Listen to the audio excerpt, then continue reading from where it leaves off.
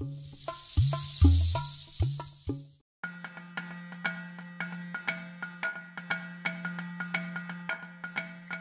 Afterlife Conference was created in 2010 because more and more authors, spiritual teachers, and researchers were talking about after-death communication, and we needed a forum where we could share this information.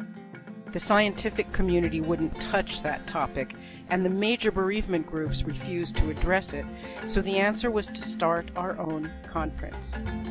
It turned out to be a great idea, and now we have this amazing event each year that just keeps getting better and bigger. We're constantly evolving to include new perspectives on death, dying, and beyond. And, although we can't be all things to all people, we've done a pretty good job of offering something for everybody without losing sight of our primary focus, exploring death and beyond from a metaphysical perspective. One of the greatest compliments the conference ever received was from a manager at the hotel where the conference was held in 2013. She said, "We have conferences here all the time, and the attendees are usually pretty unhappy because they have to be there for their jobs or they're bored talking about sales figures and whatnot. But your group is talking about death, which is supposed to be sad and heavy, yet you are the happiest bunch of people I've ever seen at a conference." Our attendees really are happy. There's so much joy here. Obviously, there's like-mindedness and camaraderie, but there's also a lot of serious healing going on. As Raymond Moody says about us, the bereaved find peace and healing.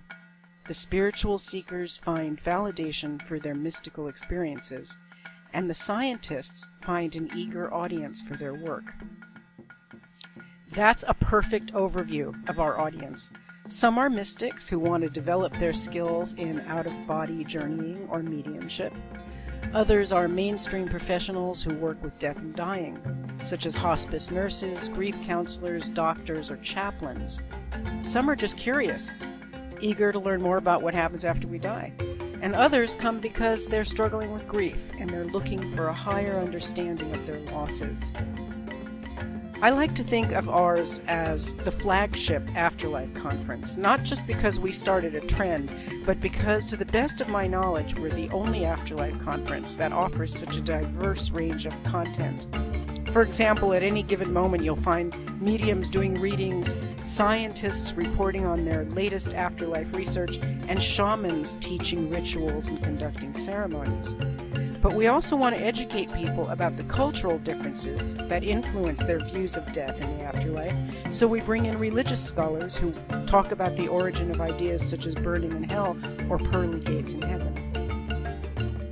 We can't be all things for all people, but we've created a community where facing death is safe, nurturing, educational, healing, and fun. We hope you will join us. The big truth here is that this room is filled with heroes. The many beautiful souls in this room and similar souls around this world, that's what's going to change the world.